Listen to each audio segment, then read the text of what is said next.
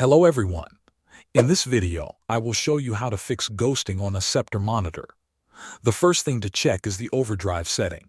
To access this setting, press the menu button on your Sceptre monitor. This will open the on-screen display menu. From there, navigate to the System or Gaming Settings section. Look for an option called Overdrive, Response Time, or sometimes AMA depending on the model. Start by setting it to Medium or Fast. These levels usually provide the best balance. Avoid settings like extreme or ultra fast because they can cause something called inverse ghosting, where you see bright halos or strange trails behind moving objects. Next, verify that your monitor is running at the correct refresh rate. If your monitor supports higher refresh rates such as 144 Hz or 165 Hz, but is currently running at 60 Hz, motion will appear less smooth and ghosting will be easier to notice.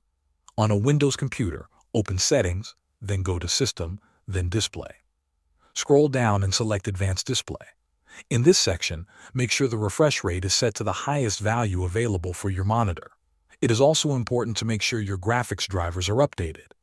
Outdated drivers from NVIDIA, AMD, or Intel can sometimes cause display problems such as stuttering or visual artifacts. Another small adjustment that can help is changing brightness and contrast. Try lowering brightness to around 50 to 70% and set contrast between 70 and 80%. These values can sometimes reduce the visibility of ghosting trails during motion. Thanks for watching.